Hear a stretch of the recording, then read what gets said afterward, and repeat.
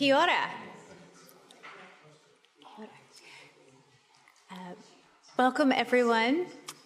Ko Jamie King Toko Ingua. My name is Jamie King. I'm a member of the Faculty of Law, and I am so honored and excited to welcome you all to the launch of Kite Pai Tawhiti, Aotearoa New Zealand's Health Reform Collective. So this is a project that we got originally funding for from a Transdisciplinary Ideation Fund grant, and all of the members of the panel and a number of other people who I'll mention later, some of who are here tonight, have been working for about the last year and a half to develop a website that we're going to show you a little bit later that will be a resource for, we hope, all of us here at the university, the public, throughout Aotearoa, the government, as well as internationally, to understand what's happening with health reforms here in New Zealand and to track them in real time. So I'm going to start us off with the karakia. Kia hora te marino, kia whakapapa ponamu te moana. He haurahi ma tato I te rangine, aroha atu, aroha mai. Tato I a tato katoa, huie taikie. So I want to tell you a little bit about us. So the collective was formed on this basic idea that we could bring together a transdisciplinary community that would monitor and analyze the implementation of health reforms in New Zealand and aid to inform and engage the public in a dialogue about how the changes will impact them and their communities. So the goal would be to bring people into the discussion and contribute to this discussion around how health reforms were happening in New Zealand. And as we got started, we had some initial retreats and some meetings, and we decided that before we could really get into what we were going to post, we had to establish some principles for how we were going to govern our actions. So the website and everything that we have done as a community is based on four main principles. First, that everything we post will be research informed. The analysis needs to be evidence-based and research, and our analysis and the material we post will need to be evidence-based and research informed. Second, we believe in equity and inclusivity. So we think that the health reforms, we're kind of giving you our priors, right? So the health reforms should promote equity and should create a health system where all those living in Aotearoa feel that they belong. We also want to be inclusive in the range of viewpoints and stakeholder perspectives that we share on the website. So we want to offer a range of viewpoints, but they also need to be evidence-based and research-informed. Third, we feel that the website should be community-focused, and also New Zealand health systems should strive to create healthy communities and include community perspectives in their decision-making. So part of creating the website was to get more people from the community involved and help them interact with some of the legislation or government documents or medical academic literature or economic academic literature that might be not as always accessible to the public, and help them understand what is put out there. Fourth, we believe that the information generally should be accessible and transparent. So we think that information about the healthcare system should be easily accessible to the public, and that's one of the reasons why we wanted to create the website. It should be an easy way to find information. And we also believe in transparency in the website. So we wanted to be transparent about our values, who we are, where we come from, but also all the sources of information that are posted and the extent to which any of the information, the extent to which the information that's posted is research-based. Okay, so as I said earlier, we have quite a large team, not all of whom are with us tonight. And we have our esteemed panel. But all of these people have contributed in some way to the making of the website. And you'll see it's quite a large group with a lot of different viewpoints and backgrounds, and from different parts of the university, as well as people who are in industry or in government. And I want to highlight 4 people who have contributed really extensively, and they are our research fellows. So we have Wale Oladimeji, Sophia Pai, Huma Shazad, and Jacinda Yee, and they have done extensive work to help build the website. Also, Taryn Davies, who's our webmaster, has done a lot of work to help build it. So I just want to give a shout out to the 5 of them who have done extensive work to make this possible. So on the website, we've centered all of the information around 6 key issues, right? Health services and systems, equity, drugs, device and diagnostics, public health, digital health, and Tawhiti. So each of these key themes has its own page. And on each of these pages, they're divided into 4 categories. And they include media coverage, legislation, academic literature, and reports and government documents. So you can go to any of these key pages and find all the information that you might want to, that's relevant to each of these areas on the page, and you can link to them. And then there's our contribution. So there's a section on the page called Collective Insights. And Collective Insights is where we as members of the collective team and other colleagues that we work with, even some of our students, have the opportunity to write about a particular issue that we're particularly passionate about or have interest in. And so it's just a little blog post, right? And it's an opportunity to shed light on something that's just happened in government, respond really quickly, or to take a slightly deeper dive into a particular issue and shed some light there. And so we've had a really nice array of people both on the collective team and both outside of the collective team contributing different collective insights on things that are going on in the coalition government. The other key page that we have is a reform tracking page. And so this is where we're tracking what's happening in reforms in the coalition government. And this is our newest page, and we're still filling it out. So if you go and check it out, you'll see that what we have there are some of our collective insights that are specifically about what the government is doing. But we hope to fill this out with a little bit more in terms of media posts, news articles, as well as our own commentary on what is happening specifically with respect to government action in the reform space. And so to find out more about the website, the best place to go is to the website itself, which is www.healthreformcollective.com. If you want to make a contribution, we're always looking for people who are interested in writing a little something, or if you've been in the news or you have an academic article that you think would be relevant to the website, please feel free to send it to me at Jamie King, or to anyone who's actually affiliated with the website. That would be fine. And if you have general inquiries about the website, you can send them to Wale, who's in the back, and his email is attached. Do you want to wave? Say hi. That's fine. Yeah. So that's a very brief introduction to the website, but I think that you're all probably here to hear from our esteemed panel on what's been happening with the government. But I want to take this moment just before we transition over to the panel to tell you a little bit about what a great experience it's been for me to come and get to work with the people from FMHS and from across the university. Suzanne is another great addition. On this project, and to really get to see all the different perspectives and ideas that we can share and share scholarship, share ideas. And I think this is something that I would really love to see us grow beyond those of us who are currently involved, and to get many more people involved to share our ideas, our scholarship, and what's happening around the coalition government, and to be able to share that with the public. And I think it's a really unique opportunity for us to do that. So we would love to have more members involved. And it is a transdisciplinary project, so now that we've gotten the website kind of up and running, we'll be extending out more into government and community entities as well. And so we'd love to, if you've got connections with that you think might be relevant, we'd love to hear about that as well. Okay. So now on to our panel. So we have a great panel tonight to talk about what has been happening in the coalition government and how has reform gone in the first 200 days that we've had. So our panel is made up of Monique Jonas, who's an associate professor. Monique is an ethical theorist whose research focuses on decision-making for children, the status of health advice, ethics of advice giving, distributive justice in health, equity, and the relationships between family and state. And Monique has been wonderful enough to coordinate both the equity and the Tawhiti page, and she does that with Mataroria Linden. Next, we have Tim Bensel, who's a professor in health systems. He's a social scientist with a background in political studies and public policy, teaching and researching in a medical and health faculty. He specializes in the domains of health policy, health systems, and public policy implementation, and his current research interests are on primary healthcare policy and performance management.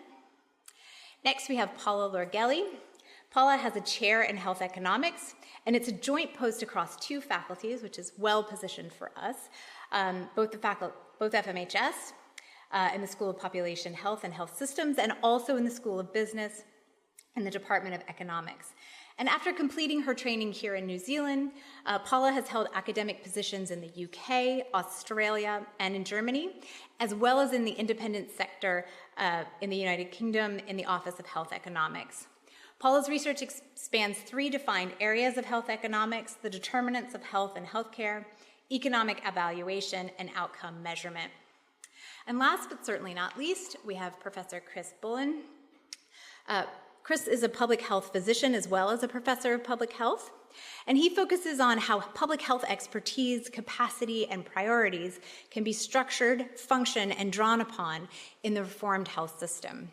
He's interested in the association of tobacco smoking with both non-communicable diseases and infectious disease, and he's actively sought to include tobacco control and smoking cessation, both in medical school training, but also, as many of you know, in legislation. He's worked very heavily around tobacco control here in New Zealand.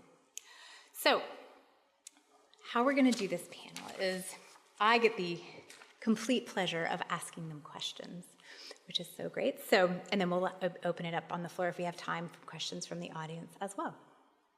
So we'll start up. Tim, you're up first. So what, yeah, oh, I gotta give you mics.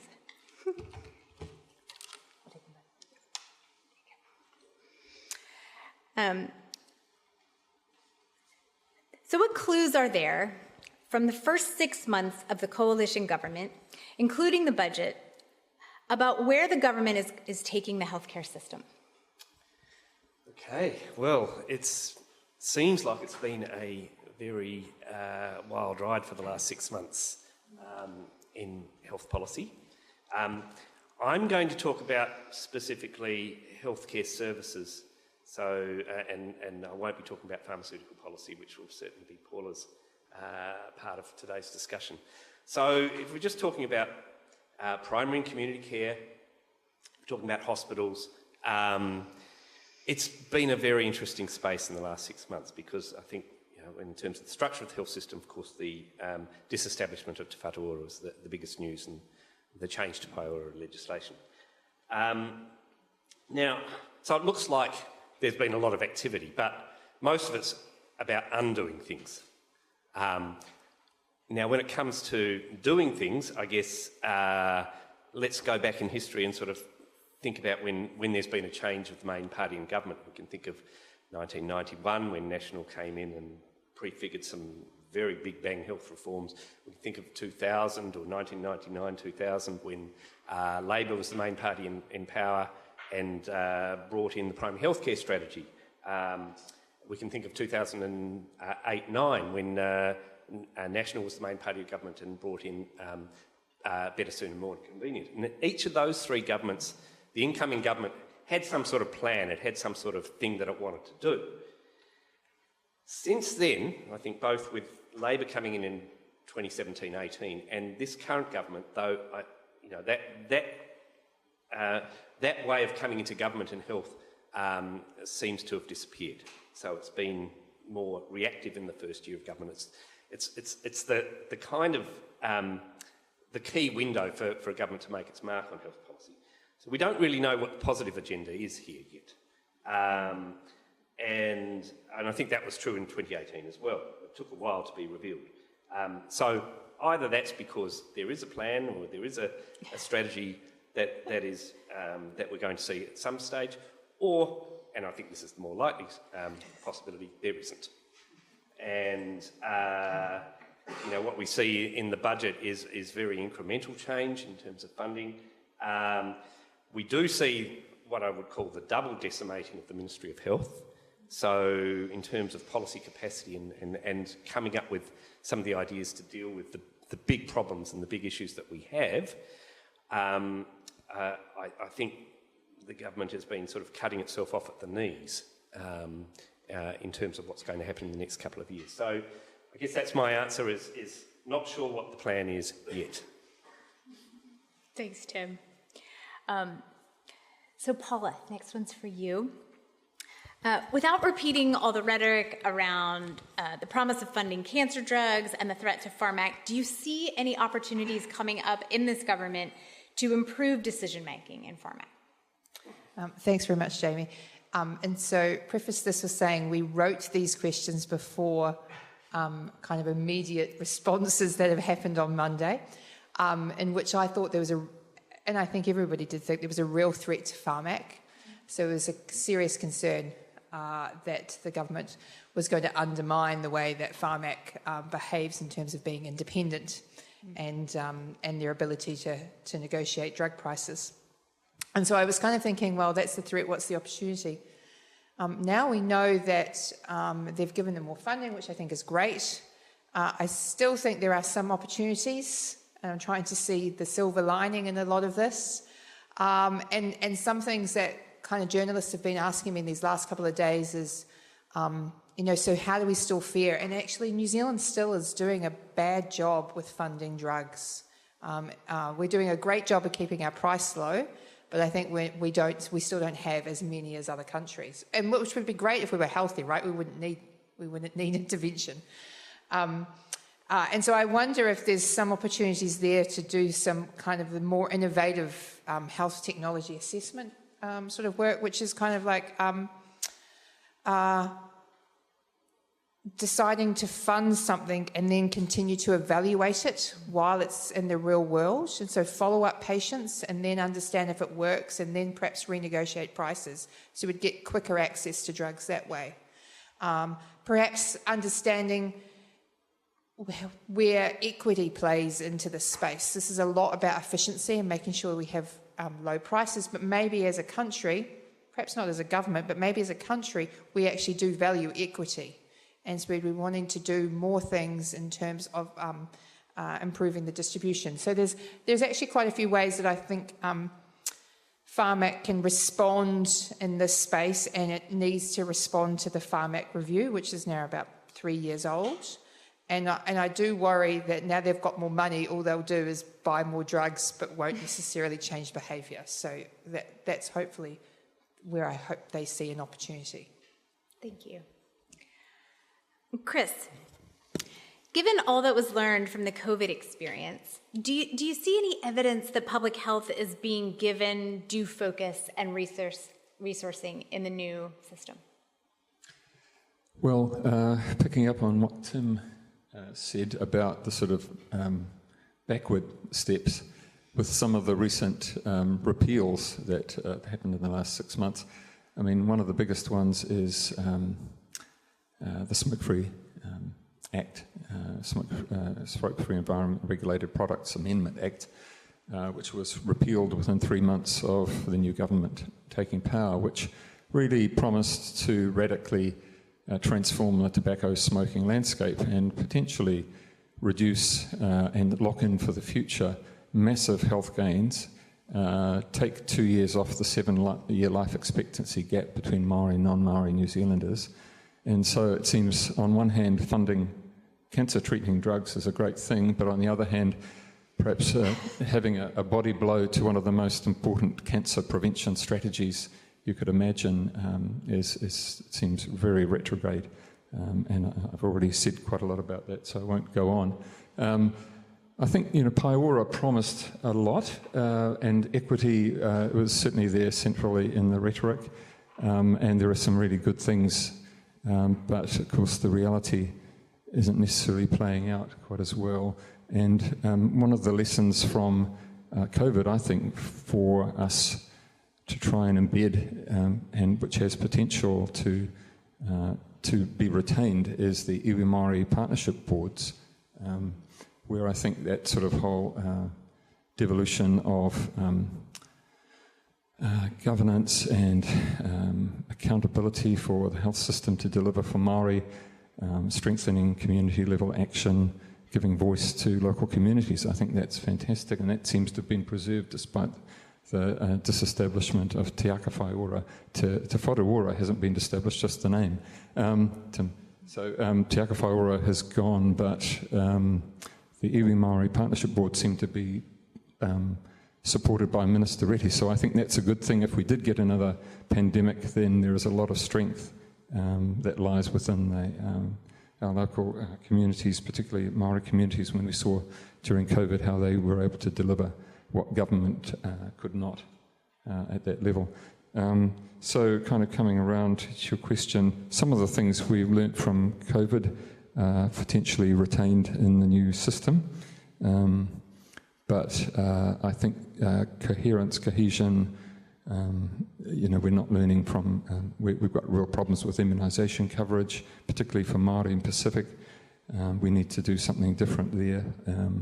There's a lot that we need to go back and learn from. I'm not sure the Commission will necessarily give, and the newly, modified terms of reference that are going to come out will necessarily take us forward. Or I think they might just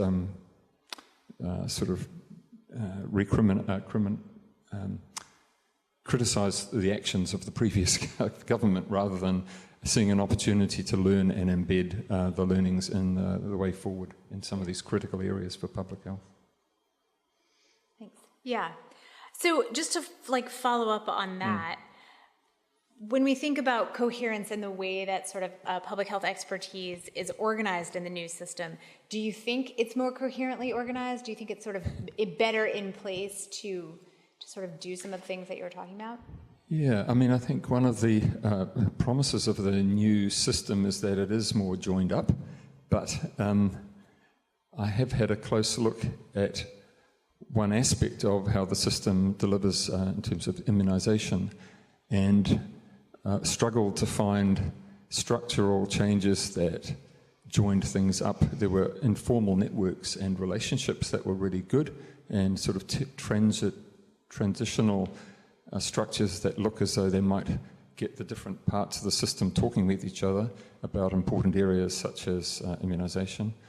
But whether those are sufficiently robust and sustainable going forward to enable all the parts of the system to work collaboratively when there's a major threat to public health like a pandemic or any kind of major outbreak of an infectious disease, or for that matter the massive NCD pandemic that's already upon us and very hard to shift. I'm not so convinced.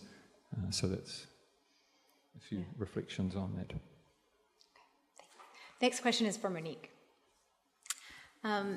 So we've got so many mics. So promoting equity in the healthcare system was a key initiative in Paiora. And so we're now well into the 3-month period covered by the government's second action plan. And I wondered if you could tell us a little bit about what measures you've seen, or does that action plan include, to address some of inequities in Aotearoa? Oh, thank you, Jamie. So, as many of you will know, that this government is adopting, the mechanism of action plans. So we had the 100-day action plan, and now we are on the second action plan, and there's 36 points in that. And they cover a range of domains. So they cover law and order is big, the economy and the cost of living, and public services. So those are the big categories. And it might not surprise the audience entirely to learn that equity does not feature very explicitly in any way. It is not named in the plan. It's not a goal of the government. And I mean, that's not surprising that, the coalition partners campaigned, I kind of hesitate to say an anti-equity message, but I don't think that that's really an inaccurate description of what they did. The discourse around equity is not in keeping with this government's priorities. So shouldn't surprise us that the action plan is not kind of dripping with concern about equity. And I think that creates a bit of a challenge maybe for a group like ours. So we have equity as one of our core commitments as a group, and something that we see as an important test of any health reform. So it matters to us. So But we also see ourselves as being committed in some way to political neutrality. So we're not a partisan outfit. We are concerned with rigour and fairness, and I mean, objectivity might be taking it a little too far. I don't know, but we're trying to be fair. So how do you be fair when the government doesn't? Well, it's not that they just don't align, it's that there is a real mismatch between our commitments as a group and the commitments of the government. So I guess I name that as something that we wrestle with, I think properly we wrestle with, and try and take our obligations seriously. And I think it would be excellent, Jamie, if there's time for us to have a little discussion about those things. I guess the one thing I would say in the action plan, when I'm in that spirit of fairness, what might promote equity here? I mean, the government names, they don't like those general ideas about equity. They seem to be more interested in specific things everyday New Zealanders care about, like cost of living. So that's the level at which the action plan is based, I suppose. And so cost of living, tax, the tax cuts, and the family allowance. Those were, I guess, two measures which you might say could, in theory, have had an equity benefit. However, the way that they're structured doesn't really allow for that. So the tax cuts, and Te Ao Māori News put out a really interesting analysis comparing how much a family on the medium income for Māori families would get per fortnight, which was something like $70. This is for a couple who had no children, and they compared that with a household with no children who on the median income for Pākehā, who would get $101. So there is a kind of retrogressive effect there, and the way that the family benefits are structured, there's such big bands. So you're able to claim the full the full benefit up to a medium an income of 140,000, which maybe there could have been more of an equity effect if people on a lower income got a bigger cut. Can I throw you a curveball response to that? I love the curveball. Yeah, But I was really bad at ball games, so don't expect me to produce a good answer here. Yeah, sorry. Curveballs. How do you respond to David Seymour's? I imagine that David Seymour would come back to you and say he's all about equity. He wants every New Zealander treated exactly the same, and that anything that's related to race or ethnicity is sort of off the table. And so I'm interested in how you respond to that claim from him. Yeah, I mean, and that's the kind of bread and butter of population health, isn't it? The difference between treating everybody the same and being committed to equity. The terrible truth that we all have to grapple with is that New Zealand is not a country where people get the same opportunities or are treated the same. And I think our little Rupu believes that it's incumbent upon the government to address those unfair things. So I think David Seymour would be kidding himself if he said that. Yeah. Which he does, though. Which maybe he does. And, and that's true. I mean, we like to kid ourselves because we don't actually want to see ourselves as privileged. I think he hasn't had the distinction between equality and equity. Yeah. Yes. Okay. But he has had the distinction between sausage rolls and sushi, so we should just very important. That's also good. Okay. The next question is for Tim. So, as you mentioned earlier, the government has moved very swiftly to repeal and reverse many of the changes to the structure of the health system that was made under Labour through the Paiora Acts. And so what are some of the risks and possible consequences of its sort of fast-track removal approach that it's had? Well, it sort of follows on nicely from some things Chris was saying, because and also what Monique was saying about equity, the government rushed to take out Te Aka Whaiora and take out Te Tiriti references, but they left a lot in. And so there's an enormous body, Whaiora is a pro-equity legislative framework. Everything about it, it's so woven into it, into the language, into the text. And the other thing that is very strongly in there is for the sector to work collaboratively.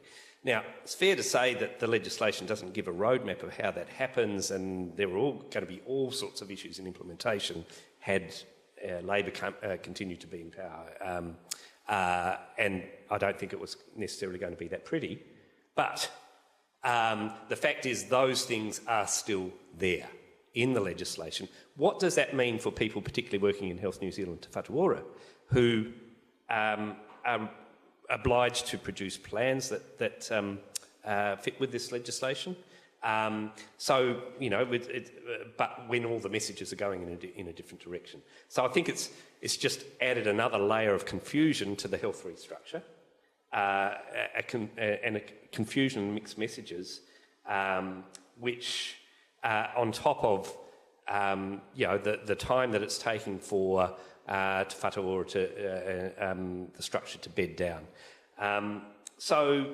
But I also think that the way that these things were done back in February in particular, almost in one go, the Te Aka Whaiora was strongly supported within the health sector unions, Association of Salaried Medical Specialists and other groups.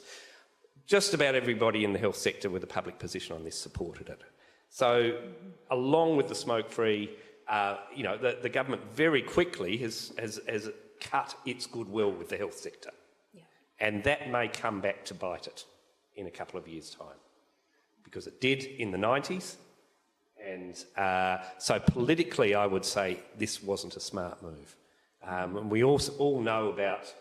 Geoffrey Palmer's been sort of in the news in the last couple of days about, timely reminder of his arguments about unbridled power. Geoffrey Palmer, former Prime Minister, for those under 30.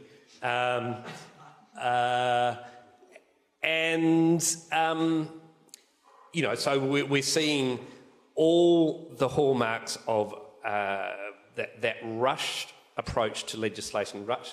Our executive government is one of the most powerful in the world in terms of the speed with which it can do things. That usually means bad policy. Doesn't matter what government it is. And so we're seeing a rerun of that story. Thanks.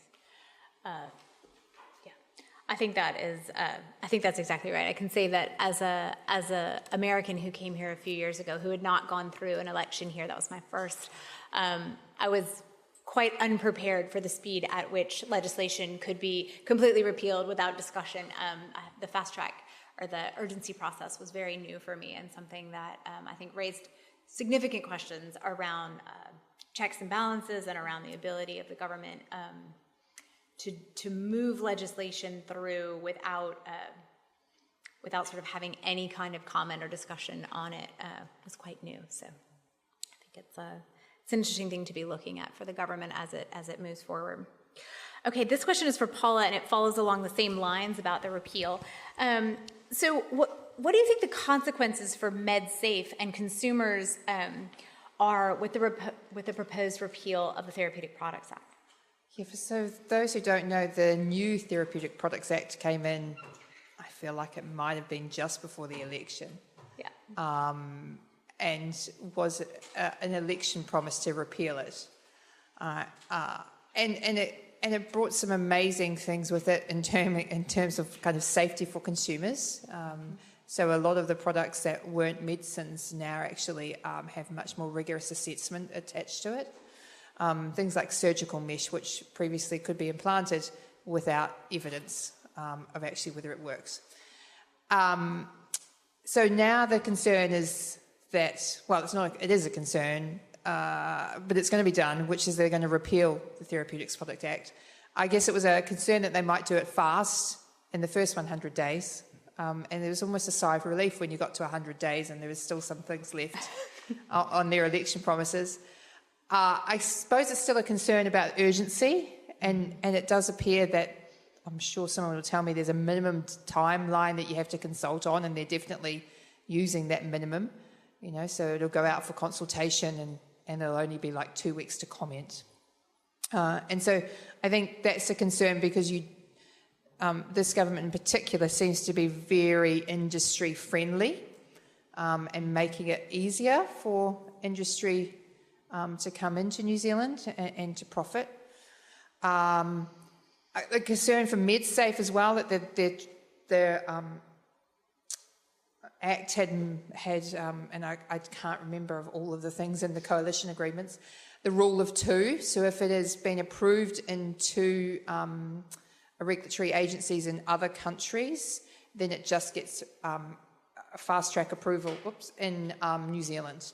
And so I think that's a real risk because New Zealand is culturally different. It has different products. We have many other different things than if it was, if we're going to follow approval in Canada and the USA. So I think the rule of two, is a real risk to safety. I think it's also potentially risks Pharmac because now there'll be drugs that will be approved much quicker, and Pharmac will now have to function much quicker. And I think there's some decisions that it's not that they need time to deliberate, but they actually need time to read the evidence and assess the evidence and understand, how technologies will be introduced. And that has been something that's been apparent from this funding windfall that we've just had this week, where the health system has said, but we're not ready. We don't have staff to infuse many of these cancer drugs. And so I guess it's putting those bits of the jigsaw puzzle together that makes it a risk.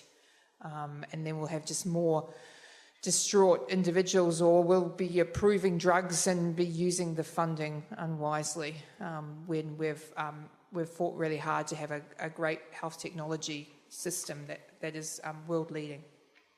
Yeah. So just to follow on from that, are there risks, or what sort of risks or challenges do you envision from Pharmac continuing its role in overseeing medical devices?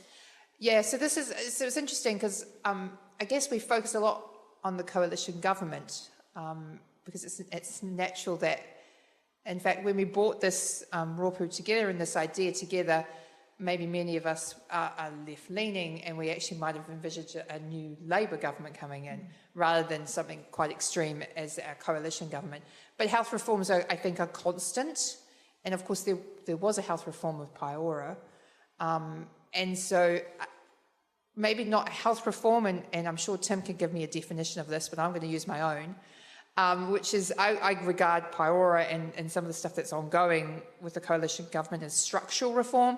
And I might use the other term called incremental reform, which Tim's given me a nod, so I'm obviously teaching that properly in my class.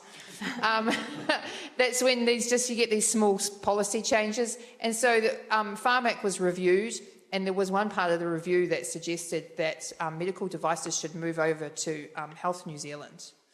And actually the Labour government said, no, that's not happening. Pharmac is going to continue to review medical devices. And it will be interesting to see how that plays out. And I've got a job advert here if anybody needs one, because they're expanding their medical device team at Pharmac. So they're obviously in for the long haul, although it's a fixed term contract, but that might be budgetary pressures. And I think the risk is that medical devices, and particularly the new diagnostics in that diagnostic space that are coming through, are very different from pharmaceuticals. And Pharmac has an amazing hammer, and these things might need a more nuanced screwdriver, right? So that toolbox is perhaps not suitable for devices and diagnostics. And I think that's going to be a real risk to the other parts of the system if we're doing a bad job at making decisions about these other health technologies with pharmaceutical-driven evaluation methods. Yeah. Thanks. Yeah. Okay. This next question is back to Tim.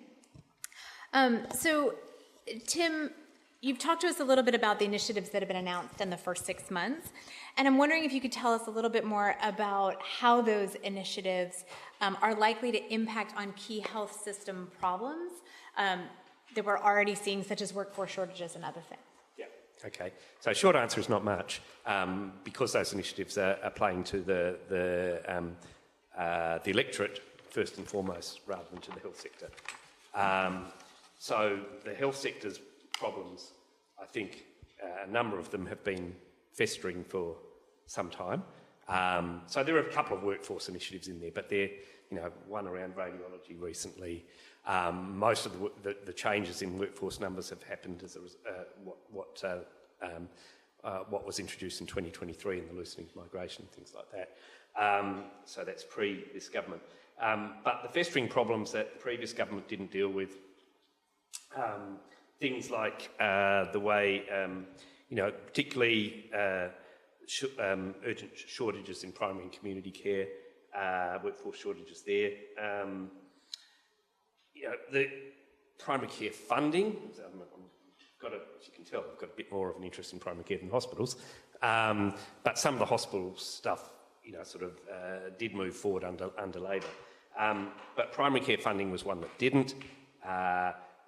Shane Reti talked about it when opposition spokesman sort of seemed to prioritise it to the sector, but we haven't heard anything about that since. It's a problem that's getting worse with a lot of the workforce retiring and changing, and demand increasing much bigger than population growth. Nursing pay parity is another big one between primary and secondary sector. These are all very gnarly, knotty problems that previous administrations have either found too hot to handle or have put their toe in the water and got scared off very quickly from dealing with them. And the big issue with workforce is simply the demographic shift. There's less, the ratio of people that need support by the workforce the workforce is shrinking relative to the people that the workforce supports, and it's a very difficult thing for governments to affect. Most of the levers are very weak. Most of the things driving this are out of their control.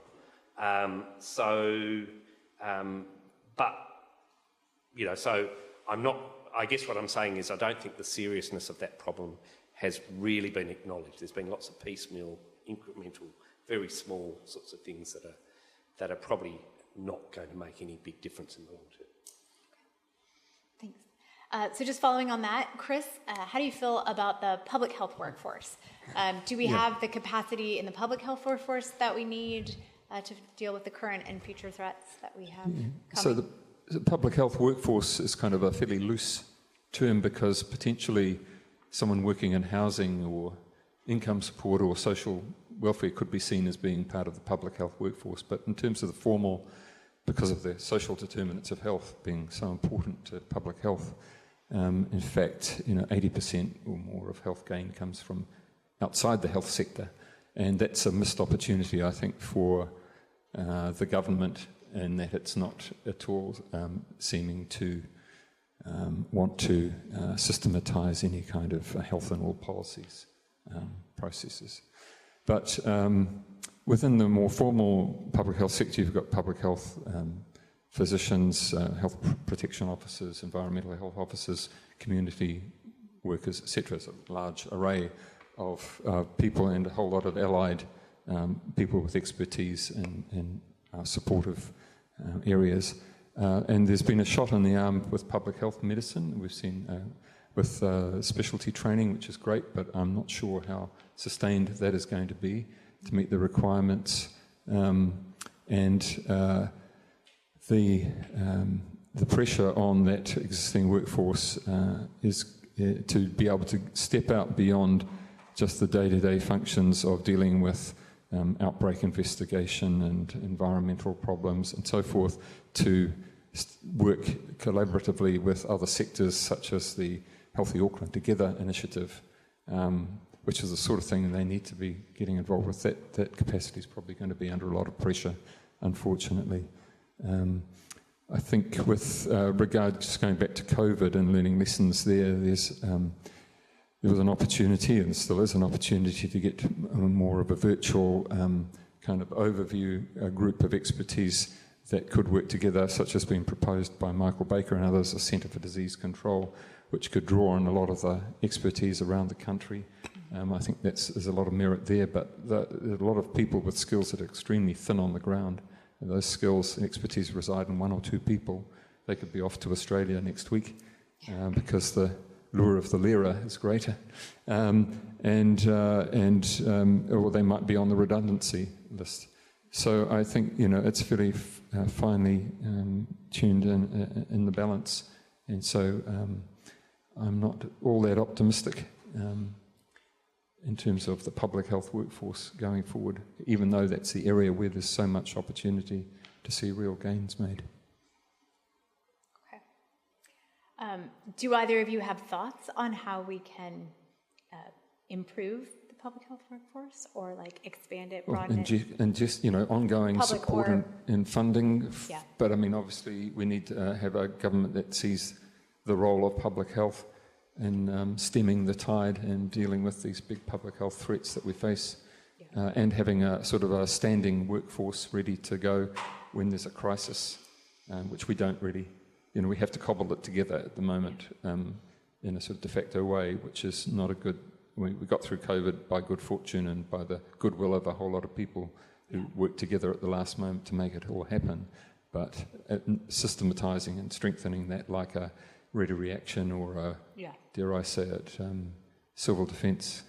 It's not the best example. But if we had that kind of analogous arrangement for public health responses to some of the acute crises, that would be great, but even more so for the more sustained ongoing tsunamis of the NCD crisis and so forth, that would be even better. Awesome. And it just requires greater investment and commitment of funding. Thanks. Okay. Next question is for Monique. So elements of the coalition government's legislative program have been referred to the Waitangi Tribunal. Where are those processes? Where do they sit right now? And what might come out of them? What might we see come out of them? Well, Tim said that it's been a wild 6 months, and I think it's been a very wild 6 months for the last, for the Waitangi Tribunal. Yeah.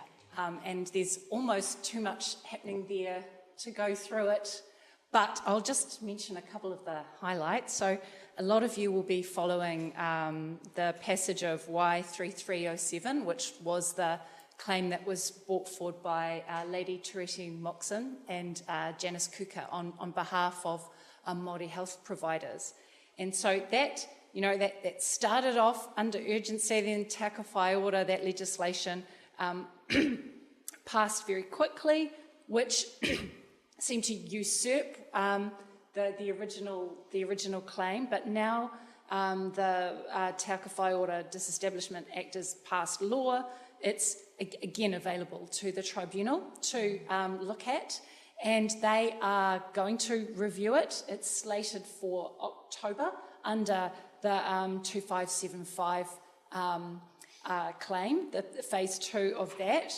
One of the things I'll just note about that, because it connects with what Tim said at the very beginning about the lack of a plan.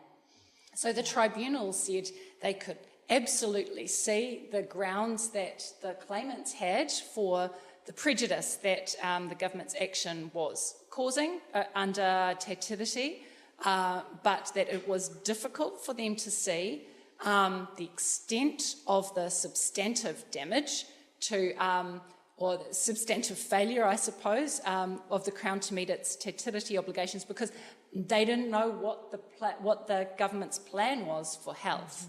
So they have asked the Crown to prepare a plan and prepare a Māori health plan so that they can assess the breach. So that is actually in the action plan that the government is working on now. So we'll see what comes from that. Y3315 and 3324, which were the two claims that were brought around the smoke-free environment claim. From what I can see, that those hearings haven't been scheduled for this year, but what I understand is that they are likely to be folded into the subsequent phase of Y2575, which was about mental health and addictions.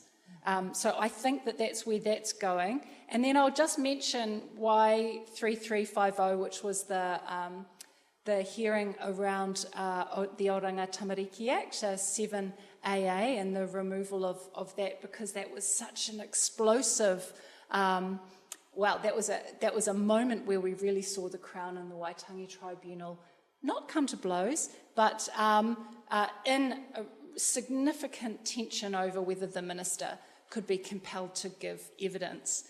And I'll just note there, so where things are at with that at the moment, the Waitangi Tribunal is awaiting, because at the moment, the Oranga Tamariki, that act, is out for submission, I think until next week, July the 3rd or so, it's taking public submissions. So the Waitangi Tribunal has to wait to see what that legislation is actually going to look like. But they have issued a note to the Crown, which is that it might not be safe to rely upon the fact that you made a promise and a coalition agreement to get you out of your obligations under Te Tiriti.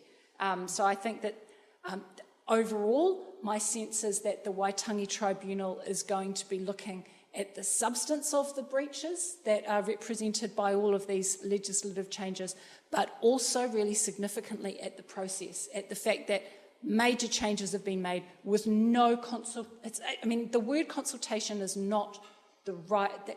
If you're consulting, you're not doing right by your treaty partner, and they're not even consulting.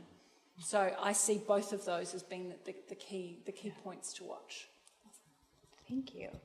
We have a few minutes left to take some questions from the audience, if there are any.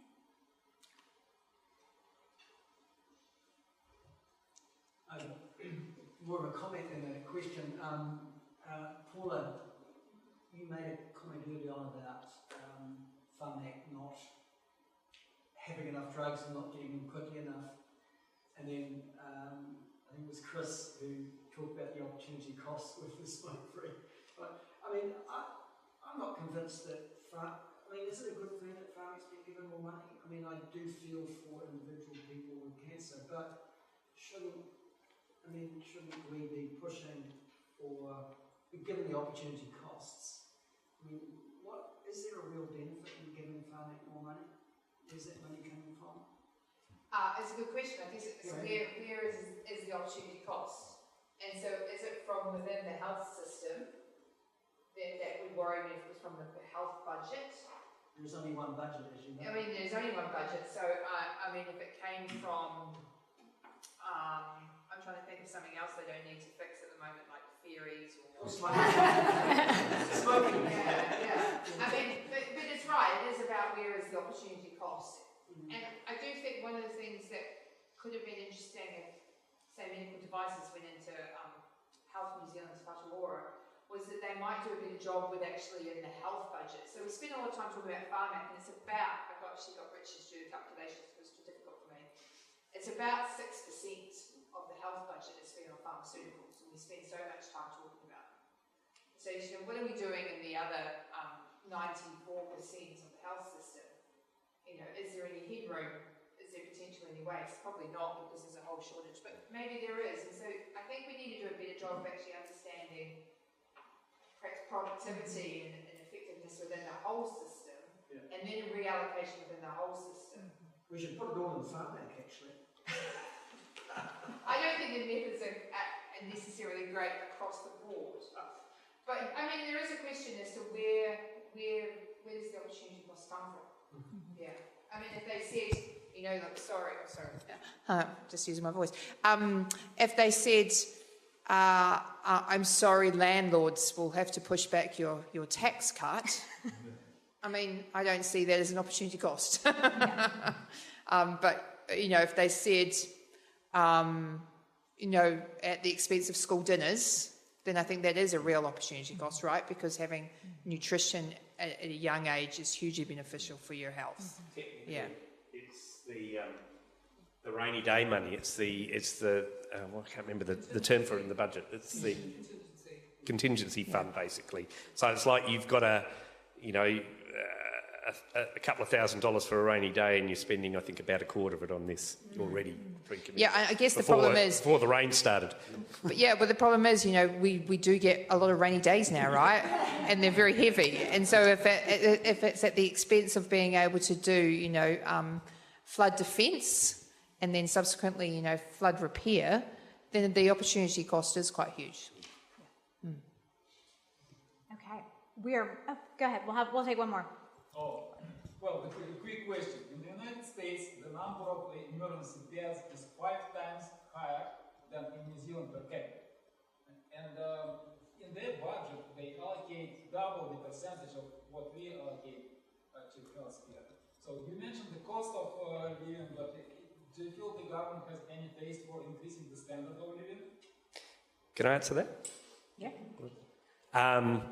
So the US is always a bad example in this because spending more money doesn't produce better health; it produces worse health. But also, it's a completely different system in terms of where primary care sits. So in some ways, emergency departments in the US take more of a primary care function compared to New Zealand. So we have an active primary care system here. That's all ambulance at the bottom of the cliff stuff, as I think to use the commonly used metaphor. So yes, you could put more money into emergency departments. We did, and maybe some of that's needed. We did that 10 years ago with the emergency department target. That came out. We don't know where that money came from, but a lot of other parts of the health sector suffered in order to meet that emergency department target. So there was opportunity cost there. So, I mean, most of us in the School of Population Health would certainly be arguing that prioritising any new investment at the bottom of the cliff, well, maybe it's in some ways it's needed now, but in 20 years' time, that's going to be money arguably poorly spent. And we can talk about the economics of that, and Paul, I think. Yeah. And I think going back to what we stand for in terms of academic critique and credibility, we probably all know very well that we shouldn't be comparing ourselves to other countries. And I quite like to do that. I like to. We can, but we know that it's bad. Although, because they're so different. And I'm not sure that our current politicians understand that difference, because I've often, constantly we're being compared to Australia, right? But their prescription charges is something like $35, and ours is still until whatever, Tuesday, $0. And so there are these nuances that they seem to not be aware of. And I guess one thing that we might do from an academic credibility point of view, and maybe I had grandiose plans when I returned to New Zealand, was actually do evaluations of systems reform. Mm-hmm. So, install in a systems change and evaluation, and then we can see and understand where the opportunity cost is, where the benefit is. But currently it still seems we're just going to be guessing, and we'll find out 5 years later when we analyse some data that was collected for a different purpose. So, but I guess that's where we can bring that academic credibility. Yeah. Okay. Well, please join me in thanking the panel for a great discussion.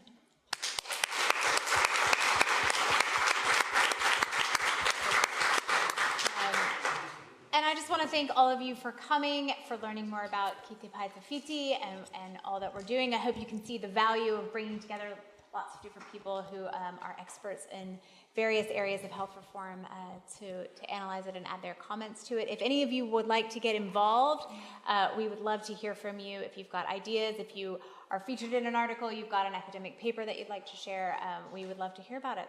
And with that, we'll close. Thank you all very much for coming. And feedback on the website's welcome too. Oh yeah, feedback on the website is very welcome.